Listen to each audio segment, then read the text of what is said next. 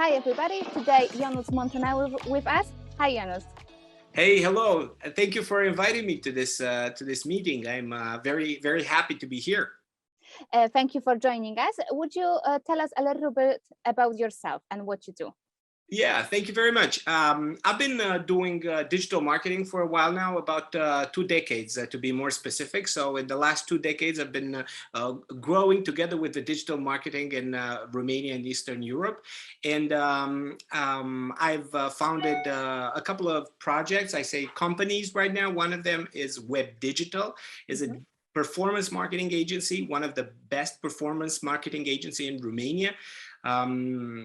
We manage a lot of clients, about 150 clients, and the business is growing because a lot of people are coming online. They're starting their online business, and especially with COVID and the pandemic, everybody moved. Most of the businesses moved online. Of course, the ones that suffered were the ones that couldn't move online. So we're talking about tourism and travel and so on and so forth, and the food industry. I mean, restaurants and stuff. And so basically, that is one agency, one company that I founded. Another one was let's say turnover or something. I don't know how to put it. We developed the software within Web Digital, and then we took this software and we built another company. And with that company, we started selling that software to other agencies and other clients as a software as a service solution. So that is a second project called Reefkeeg. And Reefkeeg mainly is a software as a service solution that saves specialists time and effort in the checking stage. So whenever a specialist or someone that manages digital marketing budgets or promotional budgets on Google, on Facebook, on LinkedIn, and social media or whatever, they start by doing initial checkup. They plan a budget initially, and then they look at the budget and say the consumption, how much of that budget is used while the campaign is running. So let's say after 10 days, they just check it and see what happens. Of course, they can check it like on a daily basis if it's a big campaign, but what they do in that stage of checking the campaign is very important because it sets the stage to go further and analyze what what happened within those initial days. So that's my second project that I'm working on with a small team. So we're building it and thinking it as a startup, although we've been doing it for a couple of years now. And actually, I was having a conversation with my 8-year-old son today, and he said, well, I was trying to teach him about passive income and active income and how things go. And he was telling me that I think it's a little too late to set Reefkeeg budgets as a passive income because it has been a lot of time since you've been in the business.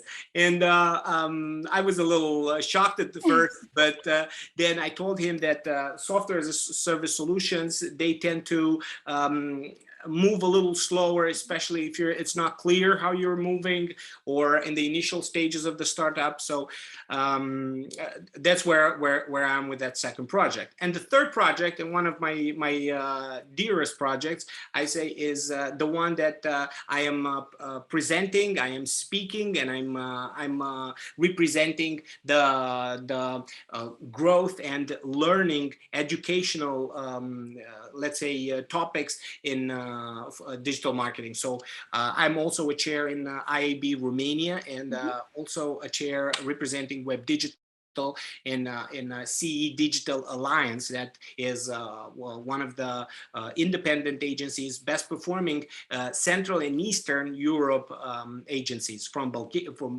Poland, Bulgaria, Hungary, Slovakia, Czech Republic, Slovenia, and a lot of other countries, Greece, and so on and so forth. And what we are doing, we're trying to, within the CE Digital Alliance, we're trying to exchange knowledge and grow the stakeholders teams.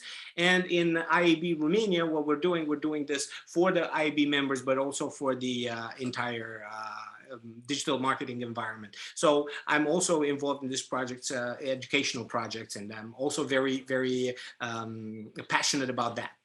Okay, so that's about me. Let's talk about some of the stuff that you guys are interested in. Sure, it's a lot. You do a lot of things, and that's really good, and especially for IBA Romania. And you've mentioned something about budgets. So how to estimate the budgets we need to use for promotion? What the key focus factors we should consider when planning the budget? Well, the budget is a very complex theme. So it starts from even the accountants use budget, but also the CEO uses budget, and all the people are connected to budget, and all the resources and everything is connected to this budget. So usually I see the budget as the initial forecast, the plan. What do we want to do? So there are two ways of establishing a budget. The first way, a very simple way, is when you have nothing to benchmark. You got no other history on the budget, so you just start from scratch. There's zero knowledge of what happened. Then that's a one kind of budget planning that is from zero, so that's from scratch. Well, that one is as hard as it might seem. It is also the least limited, because you can dream of whatever you want in terms of objectives and in terms of how you plan your resources. Of course, you're not going to be correct in what you're planning if you have a zero budget planning, but you will learn. So the initial budget, from scratch, this is how you do it. You try to get yourself some benchmarks.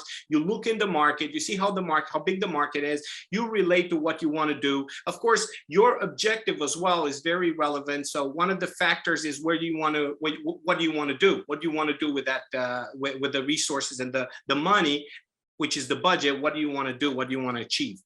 But what we are talking about, we're not talking always about the macro budget. So even so, there is this part of the expense budget, which is the media budget or the promotional, the marketing budget. Within the marketing budget, there is the advertising budget. So the one that you just buy media, that you just do exactly that. I'm not talking about the extras, because you have to pay the agents, you have to pay consultants, you have to pay the people that make content. You have to do that. You have to pay the software that comes along with managing the budget, or the software that you just need to run stuff, you know.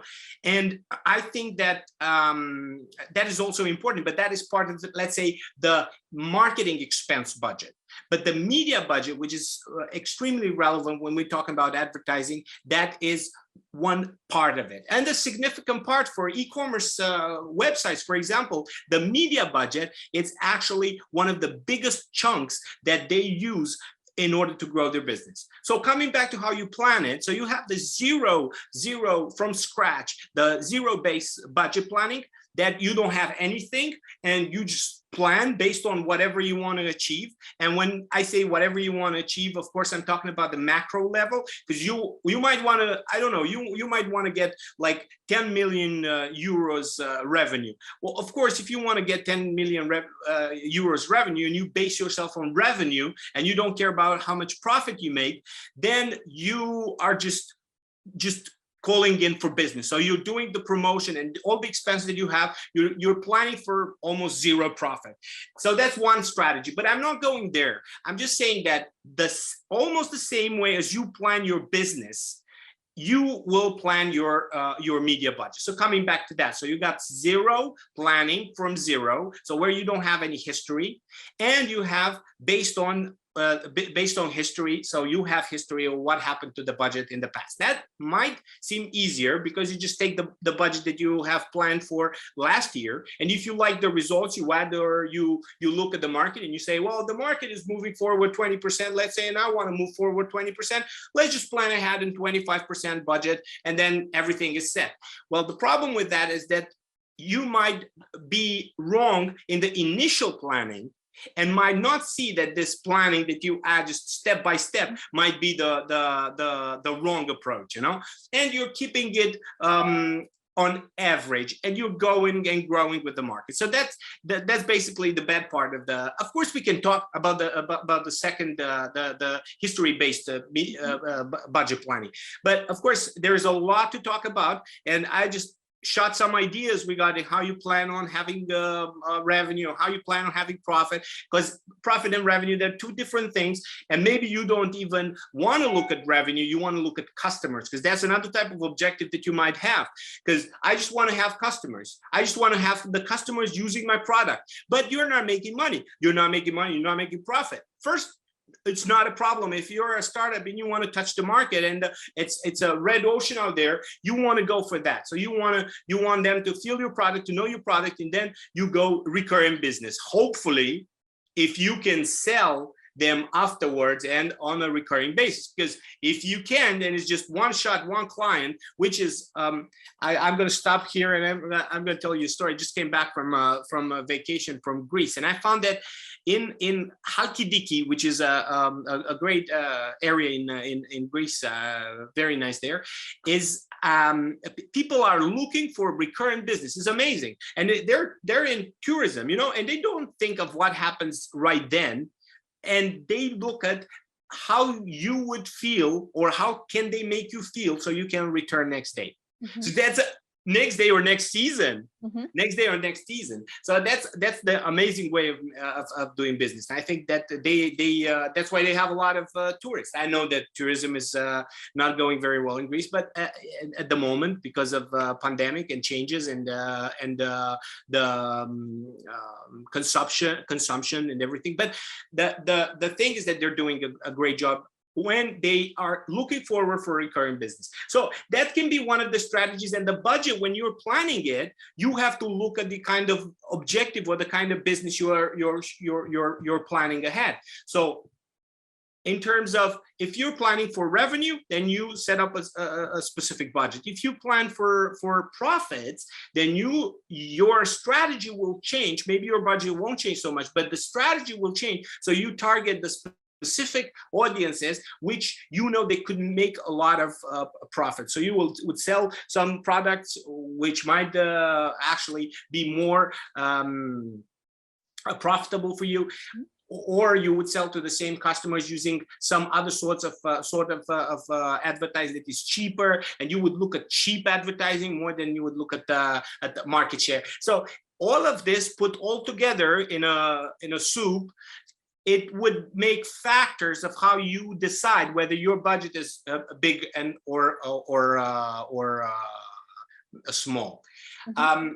Of course, if I'm talking about Romania and Central and Eastern Europe, let's talk about Romania, because I know this market pretty well. We have like 150 million euros advertising budget, yearly advertising budget. Facebook and Google takes about half of it, and then Facebook takes about 25%. And there's programmatic and everything, and all together, this is the money. So now, I have analyzed. I had a presentation a couple of months ago, I think, where I was talking about how to actually establish the next budget for your campaign. And I started looking at how big the market is, and then I look how many players are in the market, and I got to see how much of those make how much revenue, and how many of them are big and how many of them are small. I used the Pareto principle, and it came to the realization that the budget for a distinct campaign can be about 1,000 to 10,000 euros. So one campaign can mean 1 month of campaign, or one shot campaign, or something like this in terms of that. So, but I wouldn't put it in like that is it, because the market is growing, and you don't have to say, as I told you, if you're starting from zero and you do a zero base plan, budget plan, then it's good. You have something. You look at the market, you see how many big players are. You say, oh, this amount of budget is used by the big players, although there might be situations where the little guy is actually using more advertising budget than the big guy, because the big guy has been doing it for so long that he or it has so much recurrent business or so much market, it already has touched so much market that it makes no sense to invest too much into getting new business. What they do is just they tease the audience that they already have. So they might also use the kind of marketing weapons, digital marketing weapons that are cheaper than the little one. The little man is paying more because he's not so much known. He doesn't have a consolidated brand and so on and so forth. So there are many factors. I would suggest the advertising budget, so the media budget within the marketing budget, within the expense budget, within the business budget, should be a percentage of how much money or what the objective would have to be related to the objective that you want to reach. So the size of the market is also very important. So every time there's a customer coming to the agency, and I used to be operational and going to talk to clients. I don't do that anymore right now. I talk to the team, and not even to the team, to the top management. But I used to hear this a lot. Let the agency tell me what the perfect budget is, and the agency doesn't know. The agency doesn't, I mean, it should know something. It should know the benchmark. You start from zero, you're an e-commerce business, you are in this business. We have like 10 clients that are doing business in this industry. Okay, fair enough. This is how much money you could invest. But also, the agency does not know everything related to the owners or the businesses of objectives in terms of real objectives. I mean, not I want to be the first in the market. That's everybody wants to be the first. I want to sell the most. Everybody wants to sell the most. I want to have the happiest, the most happy, the happiest clients. Everybody wants to have happiest clients, you know. So the issue is, I mean, when the objective is established, then the budget is simpler, but has to be correlated with the objective. Of course.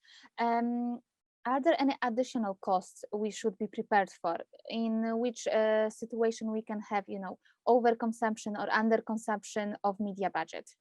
Okay, so now we're going very specific. Now we talked about budget in general. Now we're going specific in media budget. What media budget is?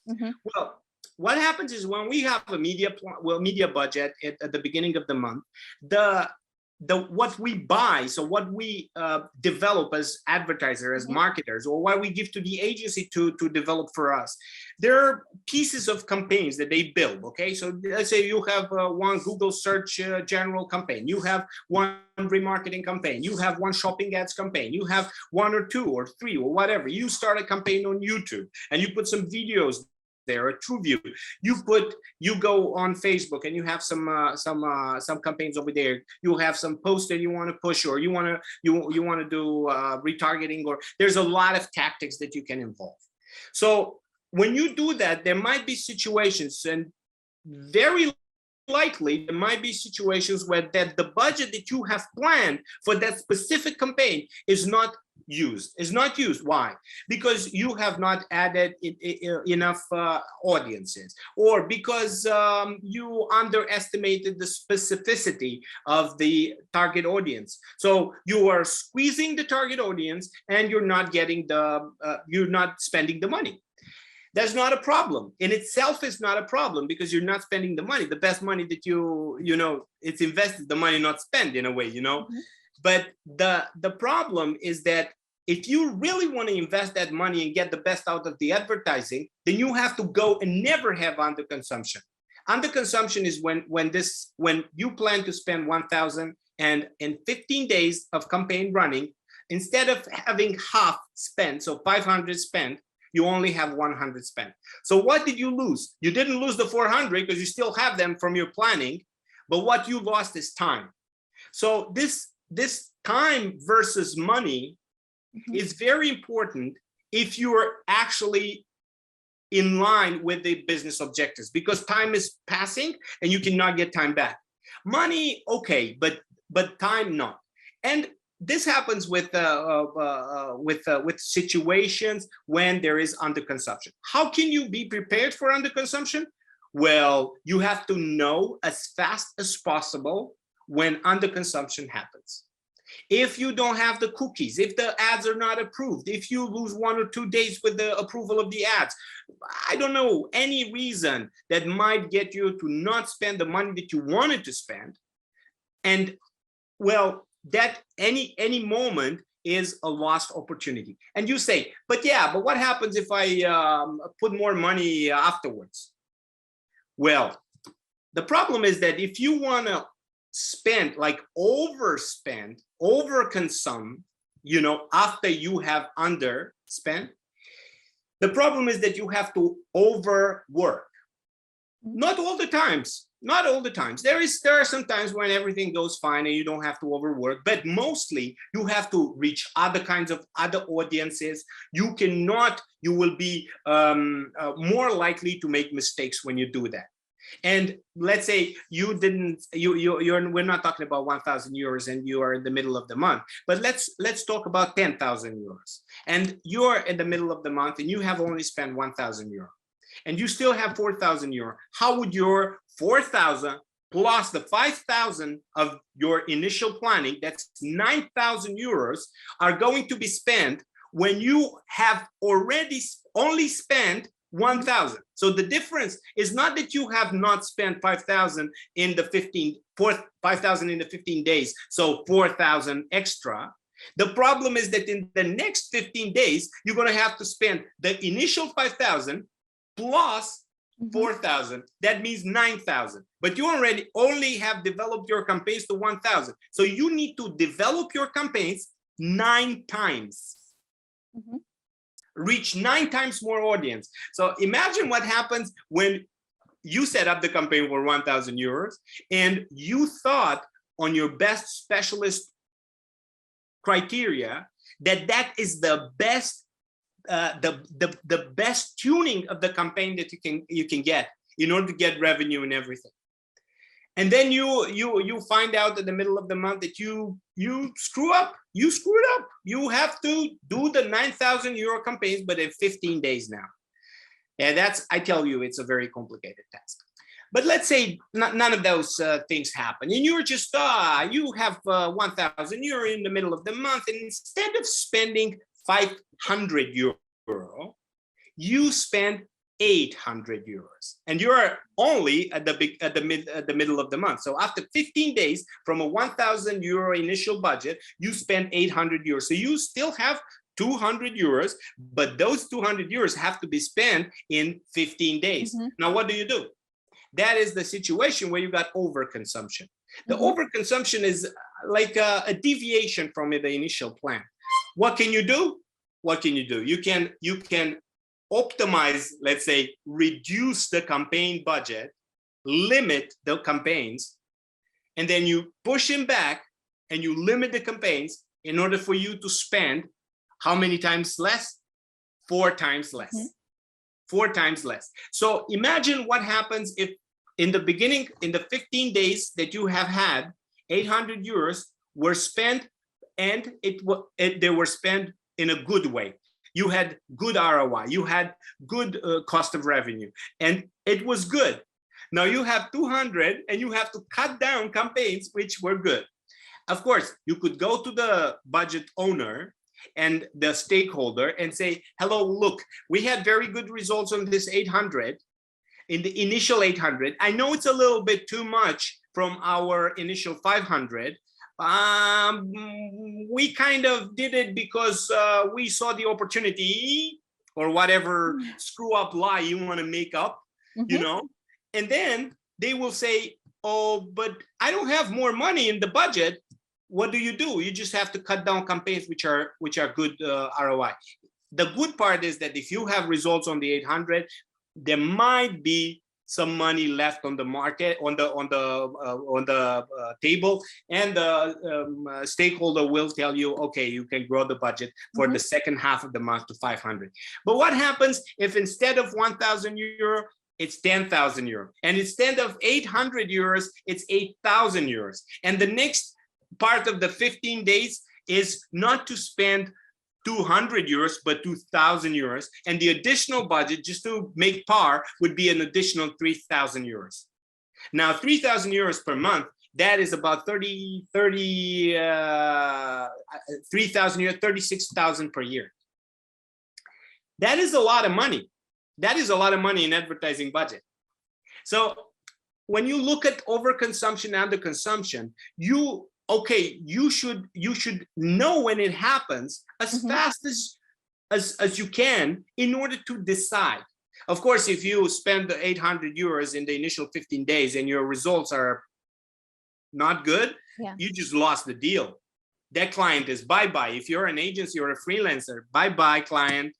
And if you are a digital marketing owner and you're looking at that budget, you go back to your boss and say, you know, boss, we're in the middle of the month, but I just spent about 300 or 3,000 euros more in the beginning.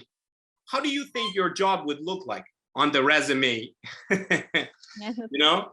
Yeah, so this is what happens with overconsumption, underconsumption. And why does it happen? Well, it happens because both Google and Facebook, they tell you, we're not going to keep your limit. Your daily limit is just a suggestion for us. Google also states that you can spend almost 3 times the daily budget. And Facebook tells you that, yes, we will try to hit that target, but we might miss it. So you need some additional way of looking at how much you planned and how much actually is getting spent and what can you do. And of course, there's a ton of insights that you can pull out only from this single thermometer that I call, you know, because if you have overconsumption, it is a good moment, even a little, let's not say that that big deviation, but let's say you have little overconsumption. It's a perfect moment to optimize your campaigns by reducing the campaigns which are not performing well. You have underconsumption, super. That's a super cool moment to test new strategies. So there is a lot of insights in those. And imagine if you look at your budget as a one stream budget, you have this insight. But imagine that you can, with our app, with Rifki Budgets, you can put different perspectives to your budget. You can look at tactics and have search, remarketing, retargeting, Facebook, YouTube, whatever, and soon to be LinkedIn and so. And you could look at tactics, but also go back and look at product categories. Now tell me, how hard is it to keep all that track in your Excel spreadsheet? It's hard, right? Yeah. So that's the problem. You keep it in Rifki, and you can do tons of other perspectives in terms of awareness, consideration, conversion, loyalty. You group campaigns, you group channels, you put everything and you say, oh, look at how much budget is happening on that specific segment. We call them subdivisions. So that's why I love overconsumption and underconsumption. It's concepts. There's something you have to, you know, like analyze and you know, try to reorganize yourself and the way you work, you know, and it's a good thing. Yeah, and it helps. It saves time, you know, because if you have to do that every day, most of the specialists that don't have an automated system of checking this out, they do not do it daily. Most of the specialists, they do it once every week, and they hope to God that they don't have a big deviation. And they also talk to clients and they sell the fact that they do not have precise control over their budget. So there might be a deviation at the end of the month and the client buys it. But that's not cool. That is because that is, you're letting yourself loose in a way, you know, you have a lot of loose ends when it comes to that. We talk about budgets a lot, you know, obviously big companies, big corporations have big budgets, huge budgets even. And the medium and small companies have usually limited budgets. In how to allocate funds between, you know, all the different platforms in the best way possible? Well, the simplest of ways is by what they get back. If they get, if the revenue is their objective, then the best one that performs, that gets the best revenue, should have the most budget. But the things are not very easy this way. So first of all, I want to tackle this point. When you say corporations have huge budgets and SMEs have limited budgets, that's not entirely true. Okay. There might, because I was telling you about the little man, the big man earlier. There might be corporations that have huge budgets, but they also have a huge array of products, a huge array of services. They have an enormous army of engineers and people working over there. So I wouldn't say that corporations usually have huge budgets. And if they do, they go to mass marketing. Usually they do that. And when we're talking about mass marketing solutions, we're talking about TV. That is the most known marketing, go to mass marketing. Or now the digital world is getting, is growing in popularity. And there are situations where they go a little more targeted, but they would still use the mass marketing method in terms of targeting. So what I want to say is that if you have a huge budget, but you go mass marketing strategy, or you are an SME and you have a limited, let's say, in terms of compared to that, but you go straightforward targeted marketing strategy in terms of budget, you might have a larger budget than the corporation in terms of that specific segment that you target. So let me give you an example. You are, and I love this example, you are a veterinarian ambulance service. Veterinarian ambulance service. One of my first clients. I love this client. He became my friend, and we share a lot of thoughts in common and a lot of interest in common. So he's got this limited audience, right? Only the people that are searching for the veterinarian ambulance when something really bad happens to their pets. So that's a specific target audience. If he goes putting a lot of available budget into that specific campaigns, he could go, because that's the only thing that they do specific, right? Let's say that is not the only thing that this guy does in my example, but I'm saying that if one would do only this specific task, then it would put a lot of money into this and it would have more budget than the big guy who would need to cover a lot of other subjects. And because he has the mass marketing attitude, it would go for everybody, giving them a lot. And then the big budget doesn't seem so big anymore because audiences are very, very specific, especially online. So going for that, that's the first thought. Now, how you split between different platforms. Different platforms have a tendency of touching the audience with some specifics. For example, you are on Google, you're on Google and you're going for a search, okay? You go for a specific search on Google. You have been on the website before, but now you're going on Google to search something very specific. And I know you because you have been on my website. Now, how much money how much of the percentage of all my budget would I allocate to some specific target audience like this? Would that count? Would that be really important for me if I know you've been to my website, but for I don't know what reason you didn't buy, and then you go online and you search for a product that I have a best offer for, or an offer for, or some sort of offer for?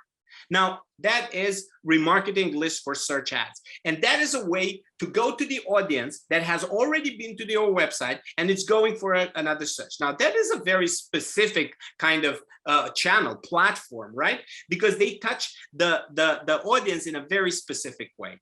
And that specific way is important and relevant. So I would put a lot of budget in that. The bad part is that because there's not a lot of people that are in this segment, unless you have a huge audience. I mean, unless you have a lot of people that came to your website, and what can you do? A lot of those people kind of search for products in the future. Then you will not have, even if you allocate. So that's the nice thing about how you plan your budget, is that even though you would allocate 90% of your budget on one platform or one specific part of the platform, then it might not happen. So then you are left with a gap, with a big gap in the planning. So you have to move that money that you've just planned for your super cool audience, but it's not there because you have already covered all of it, but you don't need 10,000 euros to cover it on a monthly basis or on a yearly basis. You just need 2,000 euros per year to cover it. It's fine. And now you go to the second best audience and you go to the second best platform, or part of platforms, which targets the audience in another specific way. So for example, people that do generic searches on Google, which are but specific, generic but specific, you know. I mean, yeah. they're not doing branded. That's why I would say specific. They search for something, but that's a particular type of platform. Now, platforms that you can compare. For example, you got GDN, and you compare GDN to, let's say, Facebook content network. Okay. That is kind of a display advertising. You can compare it to programmatic as well if you go and buy that, and they touch the audience in specific ways, but not very different. Now, that you have to choose whether it is the cheapest that you get, whether it is the most real, because there's a lot of fake visitors. There's a lot of course, there's platforms that are trying to fight this, but there's a lot of accidental clicks. There's a lot of bots. There's a lot of challenges in terms of one platform or the other. So you would go for the one that gets the best value for money. The value for money. It doesn't matter what value is for you. Everybody knows what money is for them, but value for money, that's what you get when platforms are not very specific. I mean, how do you compare TikTok with Google search? You do something on TikTok, it's kind of intrusive, but it's fun. If you mix it with fun, you don't know it's there. You kind of think that that's content. It's different. So it matters a lot how the ad and how the advertising in itself is connects the advertiser to the audience. So that's how you allocate funds. And how do you control the budget spending, the funds? How do you control them? Well, there's the budget spending. Basically, you can set up the limits in the platforms. So let's say Google and Facebook, as we all know, Google and Facebook. YouTube is Google, and Instagram is Facebook. So you can set up a budget there, a limit. You don't set up a budget. You set up a daily limit. That's how you control theoretically. Yeah. But if you cannot, what happened one day after Black Friday in Romania, there was a glitch in the system, and Google took a lot of money in the second day, and people didn't put their limits down because it was Black Friday, and the tendency is for Black Friday to put the limits up so they can attract more traffic, because that's the whole deal of Black Friday. But after the whole deal of the remake of Black Friday, because actually it's Black Friday, it's a facsimile of Cyber Monday that is actually Black Friday in offline, and some mixture of concepts. But anyway, so they were putting the budget limit, daily limit up, and then on the second day there was a glitch in Facebook. They overbid. And then a lot of that limit was not held, and 3 times more daily spent were consumed.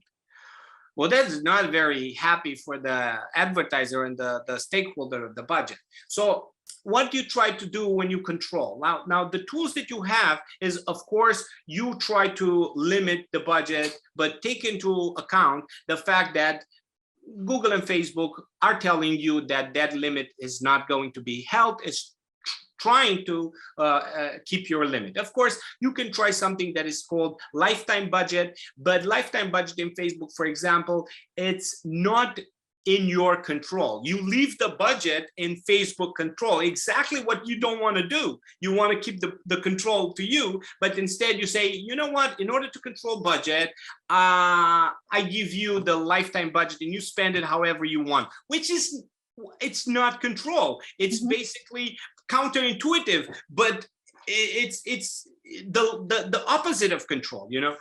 And you giving control to Facebook, and they do whatever they want in their daily processes, and you cannot control anything back then. So what else you can do? You can go in and check the yesterday's budget every day. Now you can do this in every platform, and you can check it. You can cross-check it with your Excel spreadsheet and say, yes, I am on par with whatever I wanted to spend on this. But of course, this takes a long time. And if you are not doing it, someone else has to do it. And still, they're using time unwisely. I mean, they're using time on spending. If the budget is checked, on checking budgets instead of developing ways of growing your business and developing new campaigns and new ways of and new advertising and ads and everything. I don't know if it's worth it. So of course you can use some sort of Google scripts, for example, that can help you on the overconsumption part. You can use Data Studio, and you can try to with some other add-ons which are expensive and glitchy, but you can use that in order to have a dashboard where you can see the spending is on track. Or you can use specialized software for this task, like Rifki Budget is, or other software, Report Garden, or other software that are on the market. But of course, prices differ and features differ. But this is how you can control it. The most important way is to ask yourself that what happens to the spend in compared to the budget, the planned budget. And a funny thing is that there are some customers that answer this question with, I have unlimited budget. I have unlimited budget as far as if my results are on a good ROI, I don't care about the budget. Well, that's complete nonsense, because budget is not only, I understand what they mean. If they're selling virtual products, they might even have that. They might even have this concept. If they sell affiliate to how many people, if they have an infinite number of people that can do that, or try that, or whatever, or buy the book, or you know, they needs to sell 1 million copies of the book, then yes, okay, that's kind of, I don't care if I'm in the ROIs, and if I keep my CPA, if I get profit on every sale, then I don't care how much money I spend. Fair enough. But usually businesses should not do like that, because they're businesses. They have stocks limit. They have problems with shipment. They have problems with logistics. They have people to pay. They have structure. They want to go on different channels. They have problems with the branding. They have additional costs, and so on and so forth. They cannot go unlimited budget, because at the end of the year, they don't get unlimited results. You know what I'm saying? So I don't believe that. I believe that works in certain regions and certain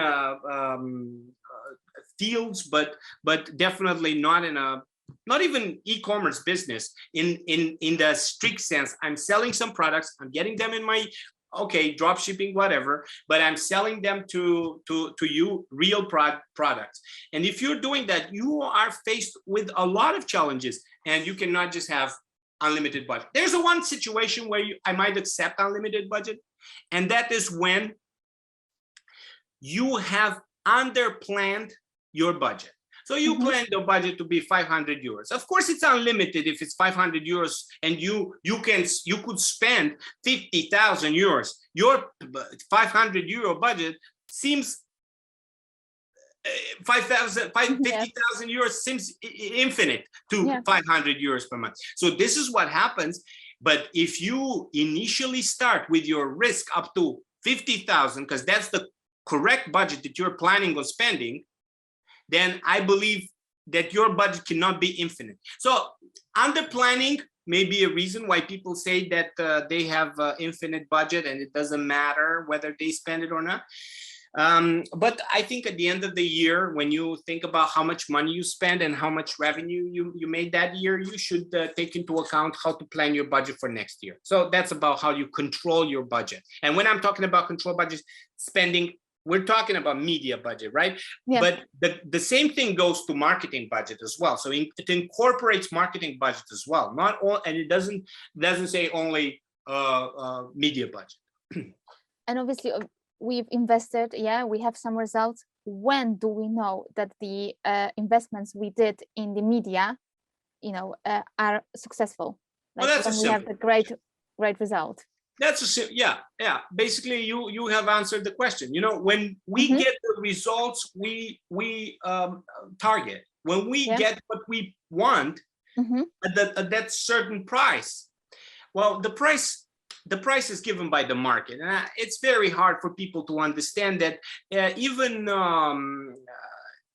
some agencies and some advertisers even think this, and I'm in my teachings I have this board game that I've created together with my team, and I'm trying to teach people how does generalized second price bidding work. So generalized second price bidding works this way. You put a bid and the other one puts a bid. Nobody knows what the bid is, but the one that bids higher would get the click, the one that gets, and because this is not as simple as this, because it needs quality as well. Google and Facebook and all the others, they are going on a similar model. Yahoo started it, and they have quality attached to the bid price. So they have bid price, quality, and then they mix it together and they do a rank. And that rank is high if you bid high and you have good quality. If you bid low and you have low quality, you're out. If you bid high and you have low quality, sometimes you get a chance, sometimes, but not always. So this is how they leverage this. Now, this happens so fast for every time someone searches, for example, or for someone that views one ad. So this happens super fast. And everything, like, after this happens, nobody can say, I can establish the price. No, the market sets up the price. What you can do is not buy those very expensive tomatoes. You can buy those very expensive tomatoes made with very ecological products, whatever, and you go for the other chemical, whatever, grown in very cheap tomatoes. So you can either buy the expensive tomatoes or buy the cheap tomatoes. It's not as simple as this, because you could buy the middle quality. And I go for that. You have to buy the middle quality tomatoes.